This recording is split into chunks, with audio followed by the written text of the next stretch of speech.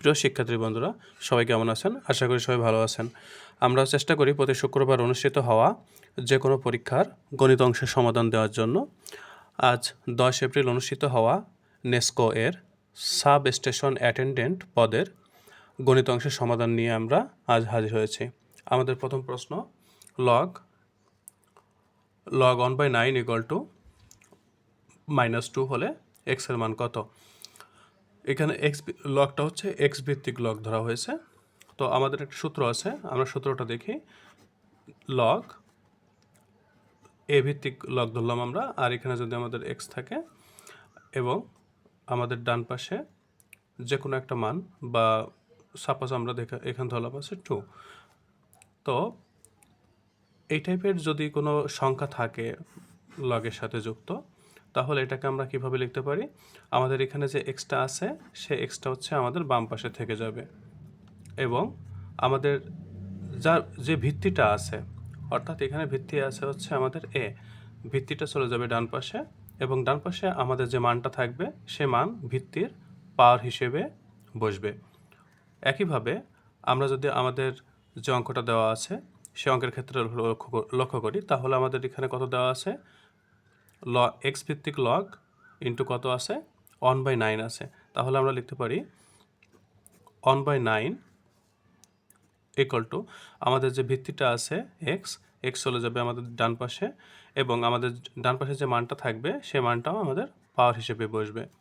ওকে, বা 1/9 = কোনো কিছুর ইনভার্সের অর্থ হচ্ছে, সাপোজ এ ইনভার্স, যদি এ ইনভার্স থাকে তাহলে তা আমরা লিখতে পারি 1/a। একইভাবে যদি থাকতো a-3, তাহলে আমরা লিখতাম 1/a³, বা যদি এখানে থাকতো a ইনভার্স -2 অথবা a⁻², তাহলে আমরা কী লিখতাম? 1/a²। সুতরাং এখানে x⁻² আছে, তাহলে আমরা লিখতে পারি 1/x²। এবার আমরা সাইড চেঞ্জ করলাম অথবা আর গুণ করলাম। যদি আমরা আর গুণ করি তাহলে আমরা পাবো x², 1-এর সাথে x² গুণ হলে x² থাকে, আর 9-এর সাথে 1 গুণ হলে থাকবে 9, বা এক্সটা আমাদের ডান পাশে গিয়ে হয়ে যাবে কত? রুট হয়ে যাবে। সুতরাং x = আমরা 9কে যদি আমরা রুট করি তাহলে 3 পাই। অর্থাৎ আমাদের প্রথম যে এমসিকিউ ছিল সেই এমসিকিউর মান হচ্ছে, অ্যান্সার হচ্ছে 3। আমাদের 2 নম্বর প্রশ্নে বলা হয়েছে 28 ডিগ্রি কোণের পূরক কোণ কত? তো পূরক কোণ, আগে আমাদের জানতে হবে পূরক কোণটা কাকে বলে বা পূরক কোণটা কী। যদি একটা কোণ 90 ডিগ্রি একটা কোণ হয়, তাহলে আমরা 90 ডিগ্রি কোণের যদি আর একটা 90 ডিগ্রি কোণের ভিতর যদি আমরা অন্য একটা কোণ তৈরি করি, তাহলে আমরা যদি আমরা এখানে এ বি সি দিয়ে মার্কিং করলাম একটা 90 ডিগ্রি কোণ বা সমকোণ, এবং বি এখানে হচ্ছে ই, বি এবং ই দিয়ে আমরা এ বি সি কোণটাকে বিভক্ত করলাম। যাই হোক, এখানে আমাদের এই যে অংশটা, এই অংশটা যদি এক্স হয়, তাহলে এক্সের পূরক কোণ হবে কত? এই যে উপরে যে কোণটা আছে এই কোণটা, অর্থাৎ এটাকে যদি আমরা ওয়াই ধরি তাহলে এক্সের পূরক কোণ হচ্ছে ওয়াই। অর্থাৎ আমাদের এখানে কোণটা কত দেওয়া আছে? 28 ডিগ্রি কোণ দেওয়া আছে। 28 ডিগ্রি কোণের পূরক কোণটা আমাদের বের করতে হবে। তাহলে আমাদের সম্পূর্ণ কোণটা কত? সম্পূর্ণ কোণটা হচ্ছে আমাদের 90 ডিগ্রি। ওকে, তো 90 ডিগ্রি থেকে যদি আমরা 28 ডিগ্রি বিয়োগ করে দেই, তাহলে আমরা বিয়োগ করলে কত পাই? 2, হাতে 1 থাকতেছে। ওকে, 3 আর 6 9, অর্থাৎ 62। অর্থাৎ আমাদের দ্বিতীয় প্রশ্নের উত্তর হচ্ছে 62। আমাদের 3 নম্বর প্রশ্নে বলা হয়েছে দুইটি বৃত্তের ব্যাসের অনুপাত হচ্ছে 2:3 হলে এদের ক্ষেত্রফলের অনুপাত কত? তাহলে আমরা সমাধানে চলে যাই। আমাদের বলছে দুইটি বৃত্তের ব্যাসের অনুপাত হচ্ছে 2:3। তাহলে বৃত্ত দুটির ব্যাসার্ধ ধরলাম, দুটা বৃত্ত হচ্ছে, একটা বৃত্ত ক আর একটা বৃত্ত আমরা ধরলাম হচ্ছে খ, দুইটা বৃত্ত। তো প্রথম বৃত্তের ব্যাসার্ধ আমাদের দেওয়া আছে কত? ব্যাসার্ধ দেওয়া আছে হচ্ছে 2 এবং দ্বিতীয় বৃত্তের ব্যাসার্ধ না সরি ব্যাস, দুটো বৃত্তের ব্যাসের অনুপাত হচ্ছে 2:3। তাহলে প্রথম বৃত্তের ব্যাস কত হবে? প্রথম বৃত্তের ব্যাস হচ্ছে 2 এবং দ্বিতীয় বৃত্তের ব্যাস হচ্ছে 3। আচ্ছা, এটা যদি আমাদের ব্যাস হয়, ওকে, তাহলে প্রথম বৃত্তের ব্যাসার্ধ কত হবে? ব্যাসার্ধ হবে আর অনিকলটা আমরা লিখলাম হচ্ছে কত? 2কে 2 দিয়ে ভাগ করতে হবে, অর্থাৎ ব্যাসকে 2 দিয়ে ভাগ করলে আমরা ব্যাসার্ধ পাই। সেক্ষেত্রে আমরা কত পেলাম? 1 পেলাম। আর 2 নম্বরে যে বৃত্তটা দেওয়া আছে, খ বৃত্ত আমরা ধরছিলাম, খ বৃত্তের ব্যাসার্ধ কত হবে? ব্যাসার্ধ R2 = 3/2, অর্থাৎ ব্যাসকে 2 দিয়ে ভাগ করলে আমরা ব্যাসার্ধ পেয়ে যাই। তাহলে এখানে কিছু করা নেই, আমরা 2/3 রেখে দিই। তাহলে প্রথম বৃত্তের আমাদের প্রশ্ন চেয়েছে ক্ষেত্রফলের অনুপাত কত? ক্ষেত্রফলের অনুপাত, তাহলে প্রথম যে বৃত্তটা আমাদের দেওয়া আছে, প্রথম বৃত্তের ব্যাসার্ধ পাইছি আমরা কত? 1। তাহলে প্রথম বৃত্তের আমরা ক্ষেত্রফল কত পাবো? তাহলে প্রথম বৃত্তের ক্ষেত্রফল পাবো হচ্ছে πr/1²। ওকে, ইস্টু যেহেতু আমাদের ব্যাসার্ধ চেয়েছে এই জন্য আমরা প্রথমেই ব্যাসার্ধটা বের করে ফেলছি। আর দ্বিতীয় বৃত্তের আমাদের ব্যাসার্ধ কত আছে? 3/2। তাহলে πr2 তার হোল স্কোয়ার। ওকে, তো উভয় পক্ষে আমাদের পাই আছে, তাহলে পাই আমরা কেটে দিলাম। আর এর মান আছে হচ্ছে 1, এখানে 1² রাখলাম, ইস্টু R2 এর মান কত? 3/2। ওকে, তো বা এখানে আমরা থাকলো 1 থাকলো, ইস্টু দেওয়ার দরকার নেই, 1কে আমরা 2 দিয়ে গুণ করলাম, ইস্টু আমাদের ডান পাশে যে ভগ্নাংশটা আসছে তার সাথেও 2 দিয়ে গুণ করলাম, অর্থাৎ উভয় পক্ষে আমরা 2 দিয়ে গুণ করলাম। কেন করলাম? আমাদের নিচে যে 2টা আছে এই 2টা ওঠানোর জন্য। তাহলে আমরা সর্বশেষ কত পেলাম? সুতরাং 2:, এখানে 2 কেটে গেল, তাহলে থাকলো কত? 3। অর্থাৎ ক্ষেত্রফলের আমাদের যে ক্ষেত্রফলের অনুপাত চেয়েছিল সেই ক্ষেত্রফলের অনুপাত হচ্ছে 2:3। আমাদের এবারে প্রশ্ন, অর্থাৎ 4র্থ নম্বর যে প্রশ্নটা আছে, সেই 4র্থ নম্বর প্রশ্নে আমাদের বলা হয়েছে, কি বলা হয়েছে? tan a = যদি আমাদের 3/4 হয়, তবে কি সমান বের করতে বলছে আমাদের? sin a এর মান কত? এর মান। ওকে, তো সাইন এর মান বের করতে বলছে। তো আমরা একটু দেখি, এটা সমকোণী ত্রিভুজ এঁকে ফেলি আমরা ছোট্ট করে। আমরা কি জানি বলেন তো? tan θ = কি জানি? লম্ব বাই ভূমি। তো এখানে tan এর মান কত আছে আমাদের? tan এর মান দেওয়া আছে 3/4, অর্থাৎ 3 হচ্ছে আমাদের লম্ব আর ভূমি হচ্ছে আমাদের 4। তাহলে লম্ব হচ্ছে 3 আর ভূমি কত হচ্ছে? ভূমি হচ্ছে আমাদের 4। তাহলে আমরা অতিভুজটা এখান থেকে সহজে অতিভুজটা বের করতে পারি। তাহলে অতিভুজের সূত্র আমরা কি জানি? অতিভুজ স্কোয়ার কি জানি? লম্ব স্কোয়ার যোগ হচ্ছে ভূমি স্কোয়ার। ওকে, লম্ব হচ্ছে কত আমাদের? 3² যোগ হচ্ছে ভূমি হচ্ছে 4² আসবে। তাহলে 3 × কত? 9 যোগ হচ্ছে 16 কত? 25। সুতরাং অতি কত হবে? স্কোয়ারটা ওইদিকে গিয়ে রুট হয়ে যাবে, কত? 5। তো আমাদের অতিভুজটা আমরা কত পেলাম? অতিভুজটা পেলাম হচ্ছে 5। তাহলে আমরা কি জানি? আমরা জানি সাইনে সমান কি জানি? ভূমি। সাইনে আমরা জানি হচ্ছে লম্ব বাই অতিভুজ। সাইন এ, এটাকে আমরা এখন ধরলাম। ওকে, তাহলে সাইন এ আমরা কি জানি? লম্ব বাই অতিভুজ। তাহলে আমাদের এখানে লম্ব আছে কত? লম্ব আছে 3, অতিভুজ আছে কত? 5। অর্থাৎ আমাদের সঠিক উত্তর 3/5, যা আমাদের প্রশ্নের ঘ নাম্বার উত্তরে দেওয়া আছে, অপশনে দেওয়া আছে।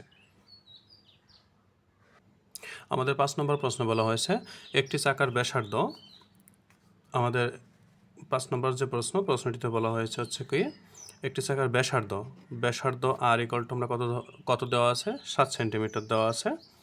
ওকে, এবং বলা হয়েছে একটি চাকার ব্যাসার্ধ 7 সেন্টিমিটার হলে 44 কিলোমিটার দূরত্ব অতিক্রম করতে চাকাটিকে কতবার ঘুরতে হবে। আচ্ছা, এখানে পায়ের মান হচ্ছে আমাদের 22/7 দেওয়া আছে। তো আমাদের কি দেওয়া আছে, ব্যাসার্ধ দেওয়া আছে কত 7 সেন্টিমিটার।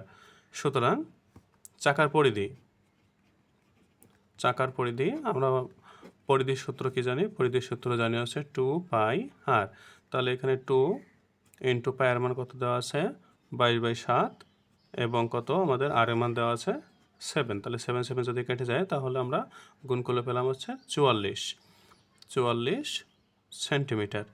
ওকে, এখানে বলছে কত কিলোমিটার যেতে বলছে, 44 কিলোমিটার দূরত্ব অতিক্রম করতে চাকাটি কতবার ঘুরবে। তাহলে আমাদের পরিধি চাকাটি যদি একবার ঘোরে তাহলে একবার ঘুরলে সে অতিক্রম করবে হচ্ছে মাত্র 44 সেন্টিমিটার। এখানে যেহেতু 44 কিলোমিটার অতিক্রম করতে হবে, তাহলে 44 কিলোমিটারটা অনেক বড় একটা সংখ্যা। এটাকে আমরা যেহেতু আমাদের এখানে সেন্টিমিটার আছে, আমরা হয় সেন্টিমিটারকে কিলোমিটার অথবা কিলোমিটারকে সেন্টিমিটারে কনভার্ট করব। তাহলে আমরা কিলোমিটারকে প্রথমে সেন্টিমিটারে কনভার্ট করার চেষ্টা করি। তাহলে 44 ইন্টু 1000 মিটারে হচ্ছে 1 কিলোমিটার। 1000 কি বলছি 1000 মিটারে হচ্ছে আমাদের 1 কিলোমিটার। তাহলে কিলোমিটার থেকে আমরা প্রথমে মিটারে আসলাম, তাহলে আমরা পেলাম কত 44 ইন্টু 1000। আবার আমরা কি জানি 100 সেন্টিমিটারে হচ্ছে 1 মিটার। তাহলে এবার আছে আমাদের সেন্টিমিটার চলে আসছে। তাহলে আমরা মানটা কত পেলাম, মানটা পেলাম হচ্ছে যদি আমরা গুণ করি তাহলে 44, আর এখানে শূন্য আছে কয়টা 5টা শূন্য বেশি দিলাম, 3টা 4টা 5টা। ওকে, তাহলে আমাদের কি হবে, আমাদের কি বলছে কতবার ঘুরতে হবে। তাহলে চাকাটি একবারে ঘুরে যায় কত সেন্টিমিটার 44 সেন্টিমিটার যায়। তাহলে এত সেন্টিমিটার যেতে কতবার ঘুরতে হবে, তাহলে কি আমরা বড় সংখ্যাটিকে আমরা ভাগ করলেই আমাদের রেজাল্টটা পেয়ে যাবো। তাহলে 44, আর এখানে কয়টা শূন্য ছিল আমাদের 5টা শূন্য ছিল, ডিভাইডেড কত 44 একে 44। তাহলে কত পেলাম 1 ইন্টু একের পরে কয়টা শূন্য আসতেছে 5টা, 1 2 3 4 5, একক দশক শতক সহস্র অযুত লক্ষ, অর্থাৎ 1 লাখ বার ঘুরতে হবে। এবং এটার উত্তর হচ্ছে আমাদের ঘ নাম্বার উত্তর দেওয়া আছে। আমাদের এবারে প্রশ্নে বলা হয়েছে একজন বিক্রেতা টাকায় 5টি লেবু বিক্রয় করে 40% লাভ করে, সে টাকায় কয়টি লেবু ক্রয় করেছিল। অর্থাৎ টাকায় বলতে এখানে 1 টাকায় বোঝাইছে। তো আমাদের এখানে প্রথমে বিক্রয় মূল্যটা দেওয়া আছে। বিক্রয় মূল্যটা কি দেওয়া আছে, একজন বিক্রেতা টাকায় 5টি লেবু বিক্রি করে, অর্থাৎ 5টি লেবুর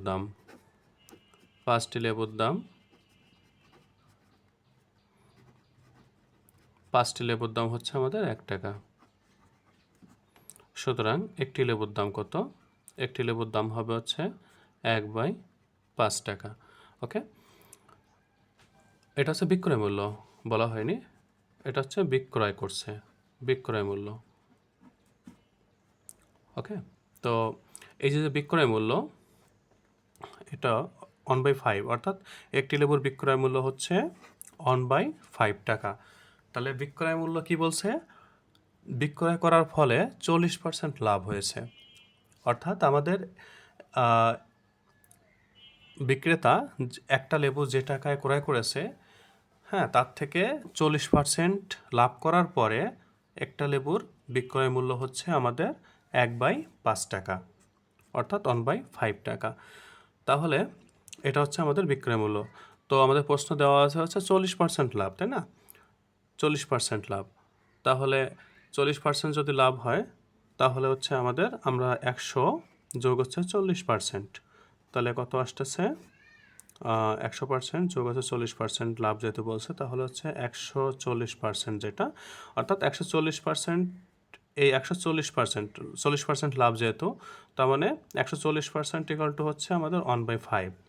সুতরাং 1% ইকুয়াল টু কত আসবে 1/5 ইন্টু, এটা যেহেতু পার্সেন্টেজে আছে এটা এই পাশে এসে হচ্ছে আমাদের জিনিসটা উল্টে যাবে, তাহলে আমরা পার্সেন্টেজটাকে সরাসরি 100/140 দিয়ে দিই।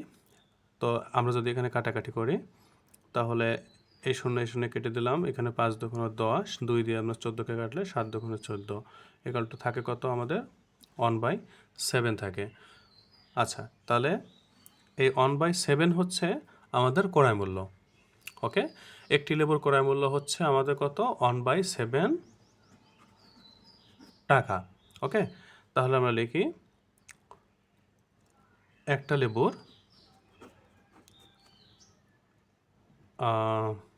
একটু আমরা উল্টাই লিখি 1/7 টাকায় পাওয়া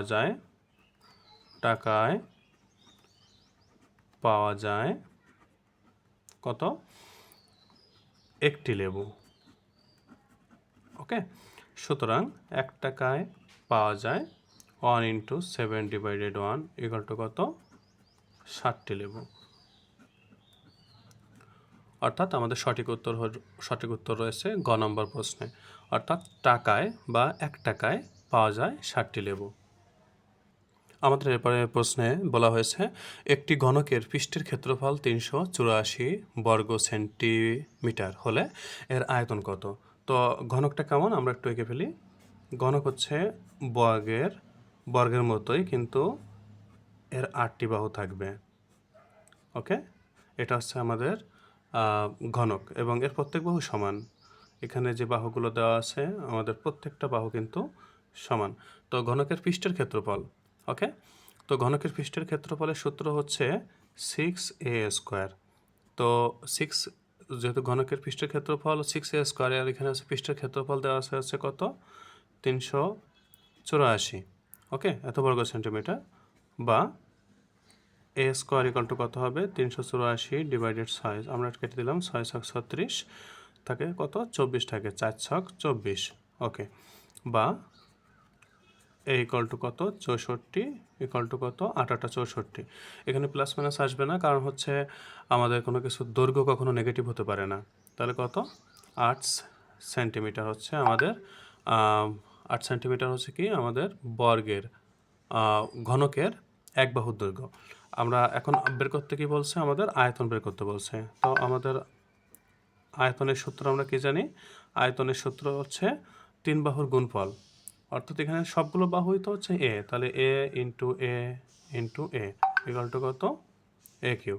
তাহলে আয়তন হচ্ছে a³, তাহলে 8 তার কিউব, তাহলে আমরা কত পাই 8কে যদি আমরা 3 বার গুণ করি তাহলে কত পাচ্ছি আমরা 8 64 গুণ আবার 8, তাহলে কত হয় 4 32 2, 6 48 আর হচ্ছে কত আমাদের 3 51 এত সেন্টিমিটার কিউব।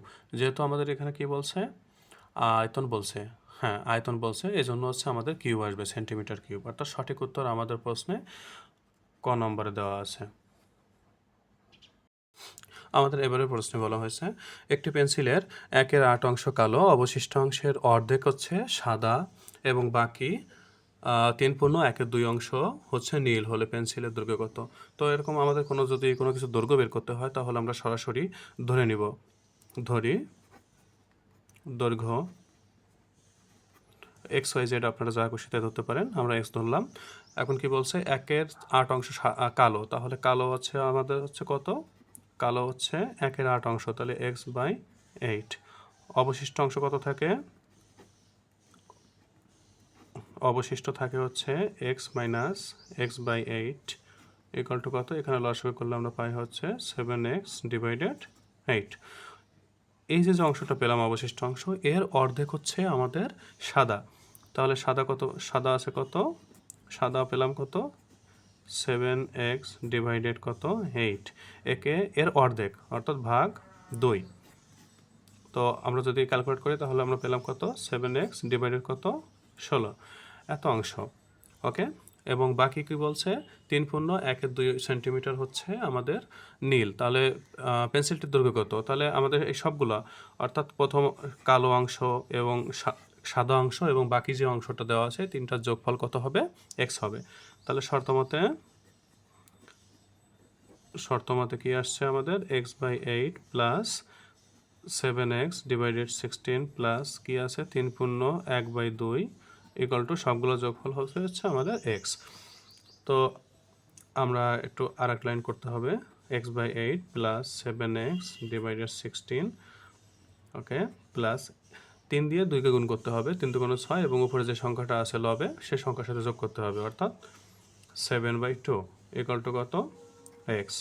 ওকে, বা আমাদের যদি লসাগু 16 হয় তাহলে কত পেলাম 8 × 16,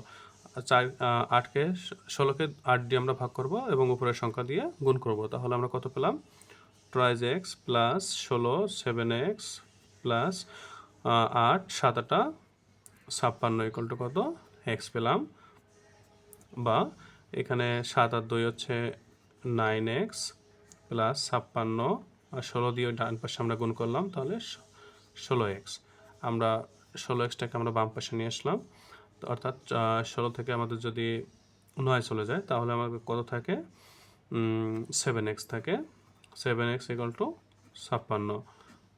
ওকে, বা x ইকুয়াল টু আমরা লিখতে পারি 56/7 ইকুয়াল টু 8, 7 8 56, অর্থাৎ আমাদের সঠিক উত্তর হচ্ছে কত 8 সেন্টিমিটার। আমাদের এবারে প্রশ্নে দেওয়া আছে একটা ম্যাট্রিক্স দেওয়া আছে, তো আমরা একটু ম্যাট্রিক্সটা লিখে ফেলি।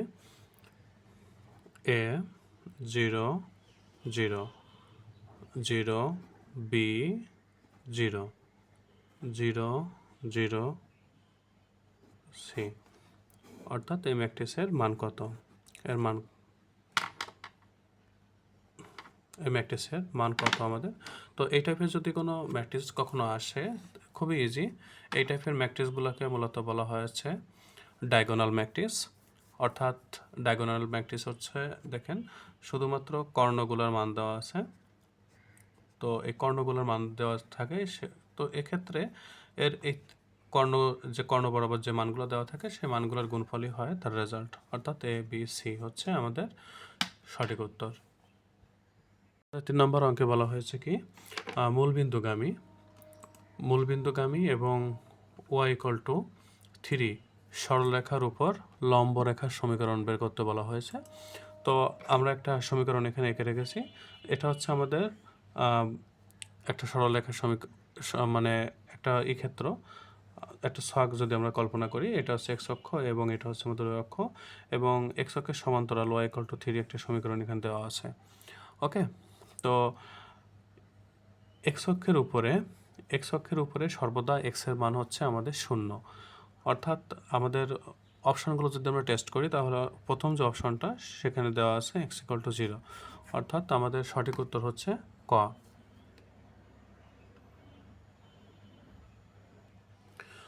পরবর্তী প্রশ্নে একটা ভগ্নাংশ দেওয়া আছে, ভগ্নাংশটি হচ্ছে কত √9/4। তো √9/4কে আমরা একটু ছোট করি, 9 মানে হচ্ছে 3² আর 4 মানে হচ্ছে 2², তাহলে স্কোয়ার রুটে কাটা যায়, তাহলে থাকে কত আমাদের 2/3। ওকে, তো এটা হচ্ছে আমাদের একটা ভগ্নাংশ।